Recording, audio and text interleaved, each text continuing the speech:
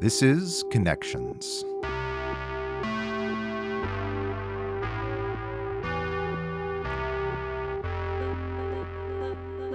From class to career, join us as we explore the interconnection between life, learning, and work.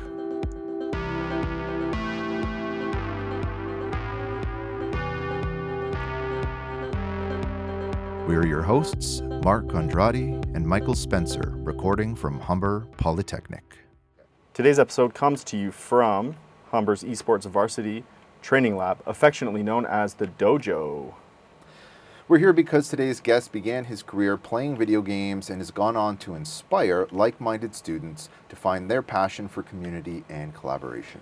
Bernard Mafei is the Senior Administrator of Esports at Humber and a former top-ranked Super Smash Bros. Player. Beyond Humber, he serves as chair of post-secondary on the Esports Canada board and program director at Just Be Graphic, where he champions youth access to creative and esports-related opportunities. Bernard speaks about so many important things in our conversation, but a few include the power of transferable skills like confidence and curiosity, the need to follow your passion and take risks, and the power of diversity and how it can be harnessed for career success. Let's have a listen. I'm curious how you turned your passion of gaming into a career. Can you describe that journey for us? It all started with me liking to play games. There was really no esports. Esports was but a whisper. It wasn't a word that was even colloquialized or used. I'm in my early 30s. I'm 34, or now mid 30s, I guess. I'm aging. And I've been playing games since I was in elementary school. Since I was a kid, I had a Nintendo 64. I had a Sega Genesis playing Sonic, Street Fighter 2. So I played with my dad, played with my friends. So I was just a gamer like anyone else. And when I got into grade 9 in high school, I been at the arcades. I tried playing games against people for coins and stuff for fun. But then I stumbled across Super Smash Bros. I started to play it. I got better. And then I entered a tournament through a forum way back in the day called Smashboards. It was like a worldwide forum to share strategies and meet people. That led to meeting some of my longest and oldest friends. I traveled all across the city, organized the first Canadian car to go to the US to a major tournament way back in 2005. And that journey showed me that maybe there was something here that was more than just a hobby, despite the stigma attached to gaming and people saying it's a waste of time or people not knowing what it was about. My parents thought I would be at my friend's house, but I would be in Atlanta or New York, many miles away, competing at 17 years old without them knowing, and telling them I just had a really good job. That's where I got all this money from. So the world didn't understand it, and neither did I. So for a long time, it was separate, these two parts of my life. And it wasn't until I reached adulthood, actually. I mean, I had opportunities to do stuff with like BBC Radio and Vice and get some exposure on you'd watch Captain America, you'd see me in a pre-show trailer. I went from grassroots to kind of pro amateur. I was sponsored, but I never really connected to a career or anything that I could do for a living, which is to the point of your question. My mom would always say, you should do something with this. You should, get a job or whatever. She'd see my friends. She'd see the events we'd go to, but she didn't understand what it could be in the next 10 years. And I didn't either. In COVID, right around the time COVID hit, a good friend of mine reached out to me and he said, I'm launching the first esports diploma program in Canada at St. Clair College in Windsor. And he was a person who used to host events I would go to and win back when I was competing. So I'd known him for a long time. He extends to me a scholarship. So I go as a mature student. I'm 30 years old. This is right recently. I did the first year online and I did the second year in person. I left my girlfriend. She's like, go do it. Just it's the Wild West. And if you don't do it, when are you going to do it? And I'm like, right. It's true. I convinced myself that I'd be a unicorn if I came in with 20 years experience lived and a piece of paper that says, maybe this is something substantial and real, incredible. So I did it. And then my life completely transformed after that. And just to kind of cap it off, I skipped a lot in high school. It took me 8 years to graduate. I had a really non-traditional, non-linear, and messy path through education. But it wasn't until adulthood when I finally decided to connect what I loved with the skills that I had picked up and I didn't know, that my entire life transformed. It was really just not being afraid to take it seriously. right? To kind of put Yeah. the stigma behind me and take it seriously myself. I hadn't really done that. So everything that's come as a result of that, really turning my passion into my career was just an organic growth through this course that I'm on. I just met people and created opportunities for myself. And I always had the experience, just didn't have the belief. Often we try to show our students that like there's transferable skills in everything that you do, right? Like even if it's video games or, you know, playing sports or whatever hobby you might have. And even though video games have this kind of stigma, you obviously saw the kind of transferable skills that are in video games. So what are some of those kind of transferable skills? Like what are the skills that go into playing video games that are useful to you kind of in your career and a profession? Yeah, so I think I'd like to frame this as an exercise for anyone listening to start to consider everything that you do in your life as actually some point of some potential strength that you can leverage in another area in your life. And that's something that I never thought about until I was in my late teens, early 20s, where I saw I'm exceptionally good at this thing that I'm doing, executionally, technically with my hands, you know, the way I think, the way I process information, the way I research. But I hadn't ever taken it outside of the vacuum of gaming and competitive play. So I started to ask myself when I would like journal or just, you know, even talk to my mom, I'd say, I what kind of person would I be if I took what I'm good at and I redirected at like science or like math or English? Like, could I be as good in another arena? That plagued my mind for years. And it wasn't until I hit college, like I was saying at St. Clair, that I actually got to explore what that answer could look like. What I learned when I was at college was that I had been readily equipped the entire time, and everything that I have today now, even the things that you might see in me currently, are a result of that time with my friends, gaming, creating tournaments at community centers and church basements, organizing car trips and pooling money, talking to people and convincing them that what I do is worthwhile, getting up in front of my peers, not even considering that a presentation, considering that like I'm just talking to my family almost. So, you know, problem solving, right? Overcoming obstacles on the fly, socio-emotional development, which is really important. Obviously, SEL is something that schools, educators it's a high priority. Cognitive flexibility, things like pattern recognition, creativity, resilience, especially in esports, adaptability. So all of these things that I had innately, I hadn't actually used. I hadn't acknowledged them, therefore I couldn't leverage them. And when I got to school, I was able to say, well, now I have to do these things. What tools do I have? And when I opened up my box, I had way more than I realized.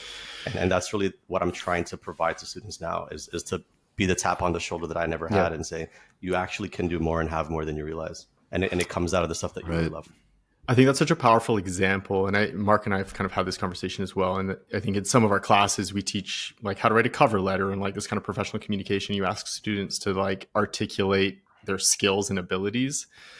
And I think especially some of the younger students are like, well, I've not really done anything. I don't do anything. And I was like, well, that's not true, right? Like you have done stuff. The part-time jobs that you have and the hobbies that you have, there's skills wrapped into them. And I think they don't necessarily see it that way. And I think once you kind of help them articulate that and see it that way, there's like, you see a light switch, right? And they're like, oh, doing these things is actually filled with skill and abilities that are important. Yeah. Well, everything you do is valid. Everything you do matters, right? Everything you do has impact, as ripples. The question is not, are the things that I care about important to the world? That's not the question. To me, the question is, how do you bridge it so people believe that it is? How do you connect it, right? You have to believe it and know. So for me, for example, what my life has told me that I can be a bridge. This is my superpower. I can bridge understanding. I'm not young enough that I don't get what the other side cares about. I'm not too old enough that I'm so far removed from the gamers, much like I used to be. So I can be the bridge. I can say gaming is important to all these stakeholders for all these different reasons. I can say, look, I'll give you a straight example. I talked to a student yesterday. They reached out to me. They're 19 years old. They're what's it called? A psychology student at Guelph Humber. Hey Bernard, I heard you're running esports. I'd love to get involved. Blah blah blah. And I mentioned I didn't have any staff positions available, but I'm like, what do you want to do? And they go, I don't know. And I go, okay, what do you like? And I said, give me 2 to 3 things. I'd never met this person. I'm just, because they're like, yeah, I don't know. Blah, blah. I'm like, okay. So they said creative, they like music and this and that. They are, they love gaming, obviously. And then they go, I don't know if this is going to make you laugh. I don't know how to word this, but I just like, I don't know. I just like, getting people together in communities, and yeah, I don't know. There's no word for that. And I'm like, I'm like, hold on a second. So I typed community management in Google. I looked up 5 jobs, community management jobs from game studios locally. And I put it, I'm like, that's what you're saying. Yeah. That's what it is. It's not necessarily connected to a job, but community management is a thing. And I told her that's something I didn't know what it was called, but it's so powerful, right? So if you take these 3 different things, and I ask you the question again, what would you like to do? And also I told her, you're the only psychology student I've met that's interested in esports and gaming since my time here. So you're also unique among this massive college of ours. Now, what do you have to say? Her answer was completely different. So Wow. I think it's reflection, right? It's opening a door within themselves that they haven't been able to. And that's I think what we can do as people with, mentors with experience and yeah. There's so many soft skills that go into developing employability, whether the importance of collaboration, teamwork. It's essential for succeeding in the workplace. I know, like, our students often, some of them will roll their eyes when we say we have to do group work, but really it's, learning how to be in a team. Oh, if only they knew. Yeah, exactly. Because I was one of those too. I was like, oh no, here we go again. And you got that meme of the guy walking. No, this is like, it's important stuff. It Teams is. are how works settings often function, right? Absolutely. And yeah, so there's another aspect of it, that I don't know. I think we could all say, as we age, more specifically, patience and understanding are kind of key skills for effective teamwork. I can think about myself as somebody who, maybe in my younger years would have been less patient or less understanding. And as time's gone on, patience and understanding become sort of this important part. So I guess the question here is, what are some tangible ways that you've learned to maybe be more patient when working in teams, and how do you go about further potentially developing that skill? Was it something you had at a young age, or was it something that you had to work at? Definitely did not have that at a young age. Yeah, so some extra disclosure. So I have ADHD. It was ADD when I was a kid, and it was diagnosed. But I always had this difficulty with controlling the pace which I spoke, or the racing thoughts. But also, what's the word, juxtaposed with I was a procrastinator, and I was like a kid with tons of potential that never really did anything. So I had my own internal battles and things I fully didn't understand about myself. Now, as far as how, like, tangible ways that I develop these things, I guess step one is you have to be purposeful. I had this friend. He's still my friend. He's still around, but we just don't talk that much anymore. Yeah, But we were so close, attached at the hip, and we used to do this thing where, I met him at York University in my first year, and I remember he stood up in front of a class. I didn't even know him at the time, and he was just talking to the class and to the professor, answering a question. He just commanded the room. I'd never seen anything like it from somebody my age. I was just so impressed. I'm like, I got to be this guy's friend. And as we start to hang out, he's like, hey, Bernard, like, I noticed that sometimes you don't look at me directly in my eyes. And I'm like, yeah, I was anxious. Like, I just didn't feel comfortable. He brought it to the surface, and then sometimes we would just hang out and we just look at each other while we're talking. He's like, in this conversation, like, let's not break eye contact, and then we'd take a break and this and that. Like, so even though it was kind of silly and we'd laugh, and it taught me a lesson. That will never leave my mind. The idea that if you want to be good at something, no matter how small, you gotta focus on it in some way. You have to set goals against it, right? So for me, a big one was listening. I know how to talk. I can communicate, but I realized that when people were talking, I would often cut them off, and I couldn't remember. Like, I was looking at people, but then I was worried about, like, what was going on with me, so I couldn't process stuff. I'm like, are they looking at my face? And that would distract me. Or I was struggling to understand what they were saying and then make a response. Long story short, I do some research, make some goals, journal a bit, and I realized I was listening to respond, not listening to listen. And it completely transformed the way I looked at communication. Communication is not just talking. Communication is reciprocal.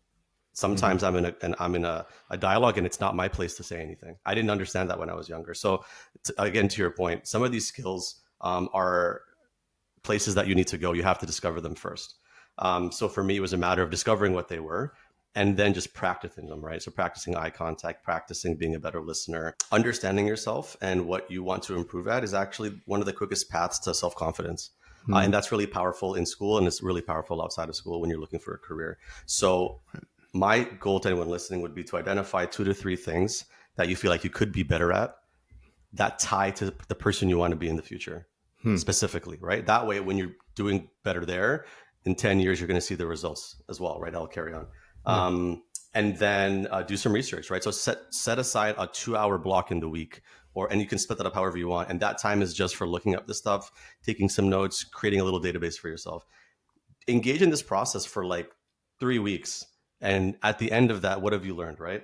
The next step would be to apply some small challenges, right? So take the things that you know that you need to do, and then try to use it in real life settings. When you go to the store, when you're talking to your parents, when you're, I was telling you, eye contact was always a hard thing for me. So the way I overcame that was after I'd done this process, every time I go to a convenience store and order something, I would always look at the person. They don't know me, right? I'm never going to see this person again. So for me, it was like a free, I figured if I talk to 100 convenience store clerks, I'm going to be better than I did it the first time. That's how I thought about it. Every little social interaction was a challenge. Eventually it became second nature. So you have to kind of outsmart yourself, right? We're our own best ally and enemy. So where do you falter, and how do you kind of circumvent that in creative ways to get to where you want to be? It's probably not surprising that you kind of like gamified that process, eh? Not surprising at all. I literally was like, if I see, if I'm afraid of something, I've convinced myself that the better version of me is over the hill of fear. So I'll be deathly afraid of it, but like I'll run towards it because I'm like, I can't. Like the end of the game, let's say, it's in that direction, not running away. I still feel terrified in certain situations. Like I can feel it, like my body. I get that sense of like, oh, what am I doing? Even though I had this long life lived.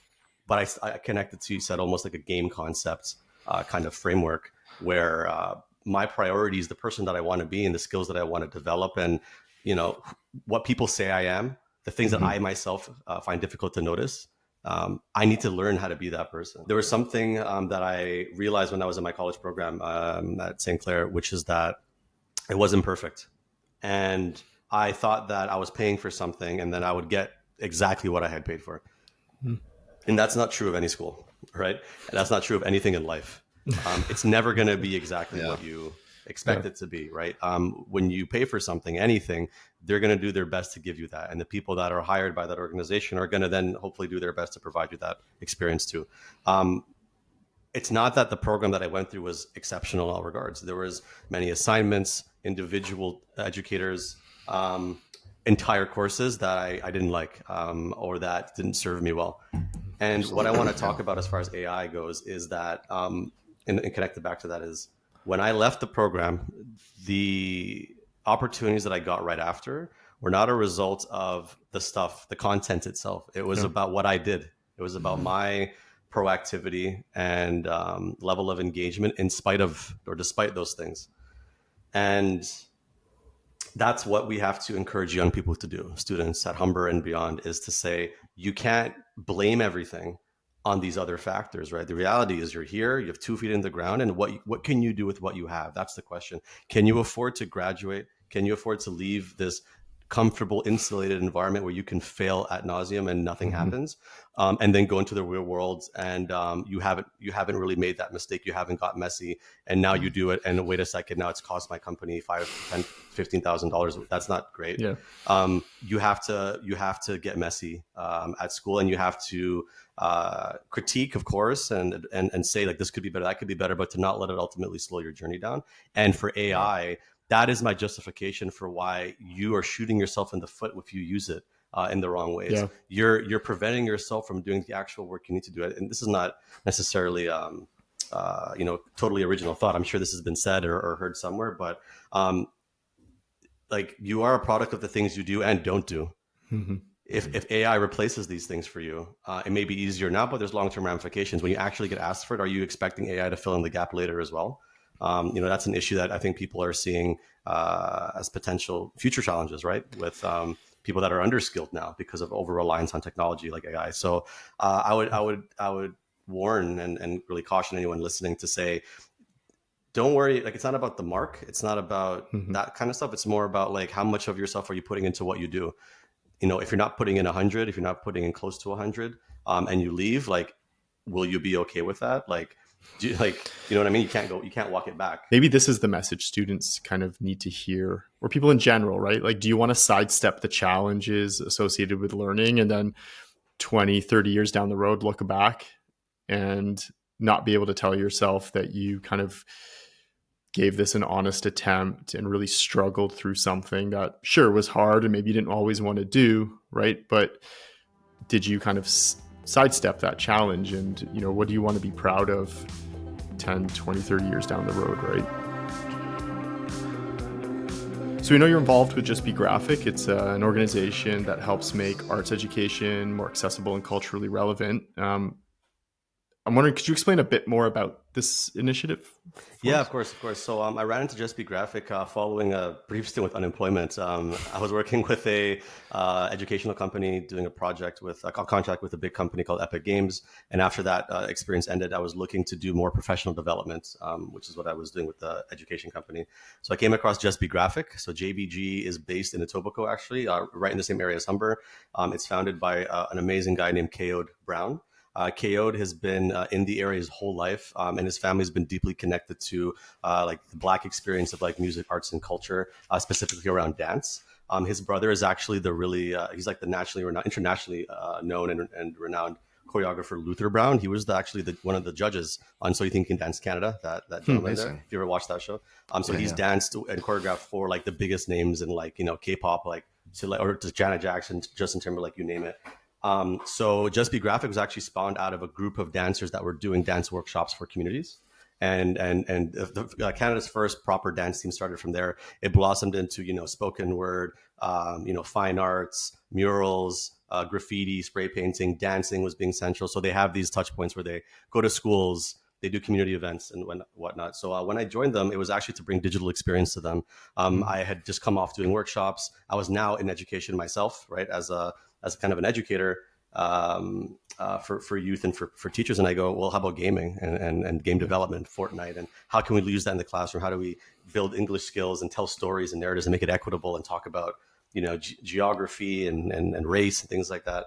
They thought it was insane and amazing. They'd never done that before. And a lot of groups like them weren't. So since then, we've embarked on some amazing projects. We wrapped one in our first summer a little while ago with TMU, Canada Computers, and AMD. And we basically got a cohort of 20 students from across Ontario, high school students, to come in and build PCs. So the parts were all provided by the sponsors. And they went through this 2-week process of like building the hardware, learning what each part does, learning how to use PC Part Picker to like create a business essentially where you can actually build PCs for people and repair them. And these are kids that had none of this knowledge before. They had to apply for the process. And once we got to the end, we actually assembled their PCs and they learned how to game develop on them, like this, the basics. So they built it from scratch and then did software. And at the end, we brought the CEO of Canada Computers and big sponsors for a big day.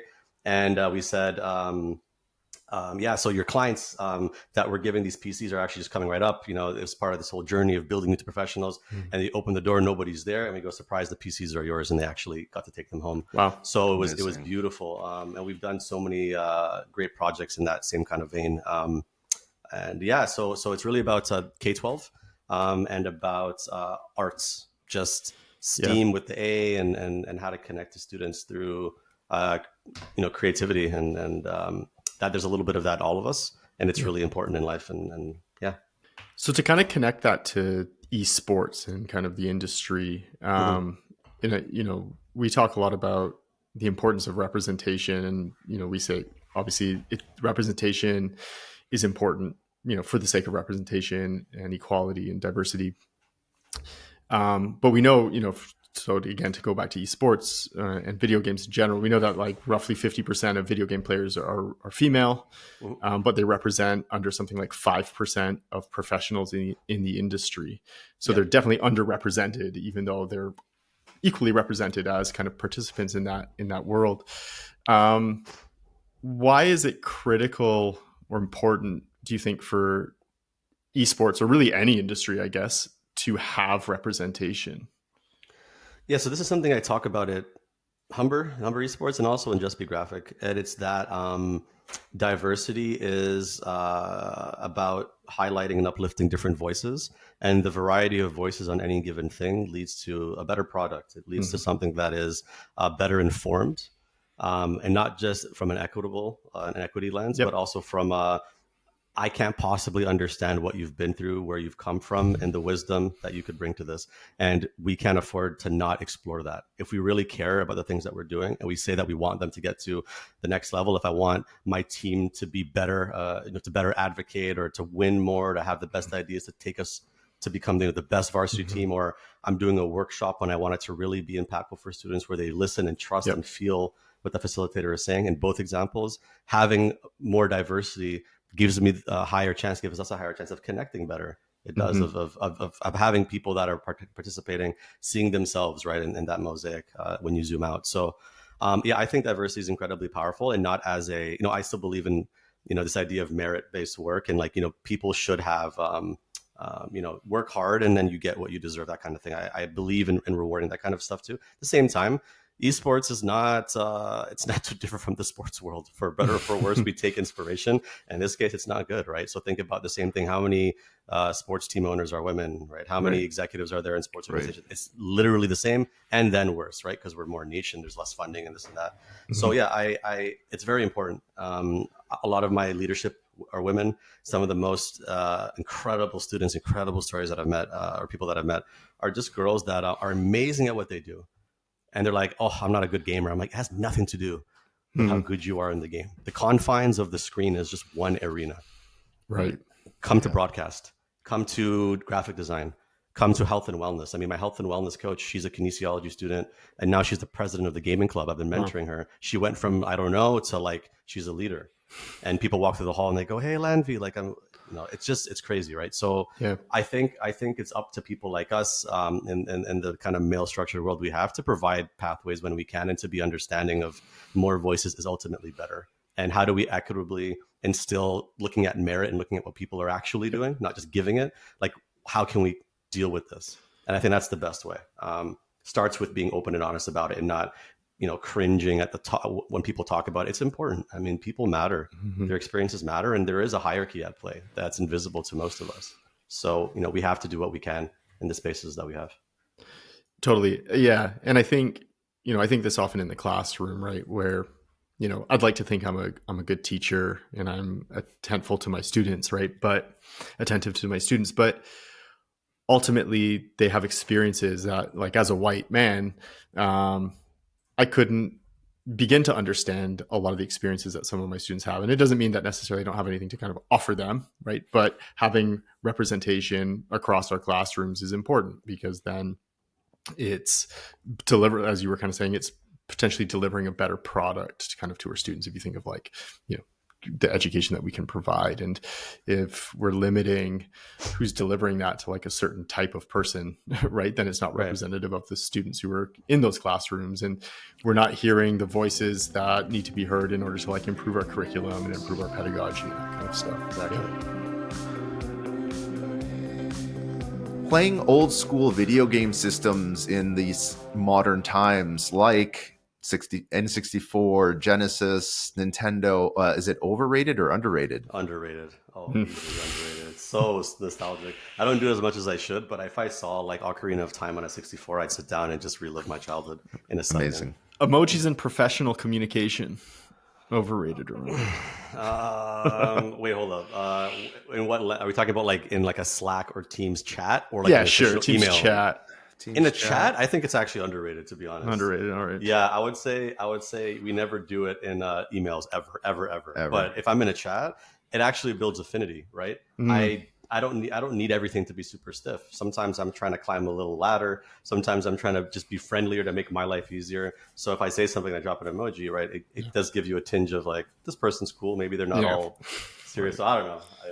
But like, seldom used. You got to be like a baker, like an expert baker. Slicing it just the right spots. Mobile gaming, overrated or underrated? Oh, hella underrated. Underrated. Are you? Yeah. I mean, mobile devices are just computers in your pocket, right? So the power for gaming to be everywhere, it's already here. And I think that, especially in esports now, we're seeing like the link I sent you is a multi-million-dollar esports event, a finals event for a mobile game. This is a game you can download today and play for free. Games like Brawl Stars, PUBG Mobile, Mobile Legends, Bang Bang. I mean, Mobile Legends recently broke records for 1 billion hours played or watched. Oh, wow. No, 1 billion hours watched, but that's for, get this, they're competitive games, meaning they're esports leagues and circuits. That's not total viewership of the game. And that's a mobile casual game. players. That's a mobile game. Wow, And I started playing it. I'm like, this game is so, accessibility, from how you play it to where you play it, the faster connection speeds across fast distances, all of these things. And then mobile devices being optimized further and further in 5G and all this. I mean, it's going to be the way of the future. It's already here. I think it's severely underrated in esports. And I would never apply the word overrated to it because it's a powerful economy. Mobile gaming actually makes up quite a large chunk of a revenue for gaming in general, like microtransactions and a phone game. Because like a parent, a busy professional, like that's, if they're going to spend money on gaming and they don't normally, that would be the most likely time. They're playing a quiz app and they want to get more stars in that. That's a gaming expense, right? That's gaming revenue. So having a social media presence for your career, overrated or underrated? Underrated.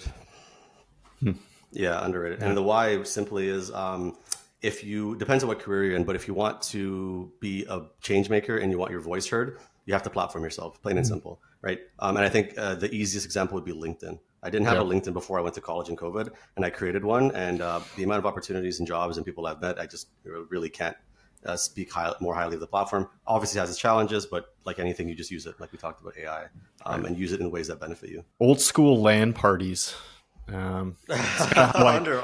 Oh man, underrated for sure. It's the same as the consoles. No, it's like if you ever remember playing Halo or just anything with your friends, Halo 2 on the old Xbox or whatever, GoldenEye on 64. Like it's, you can't. It's just so good, man. It's so underrated for sure. I think you talked earlier about like the role of kind of community in the gaming kind of world too, right? And absolutely. I was never a huge gamer, but some of my fondest memories, like with my buddies when I was a teenager, we used to play Worms. Have you ever played Worms? Of course. Yeah. Worms and Worms 3D. Yeah. And it was you had to actually pass the controller to each other. Oh yeah. Our parents might have looked at that and be like, well, they're wasting their time playing this stupid video game.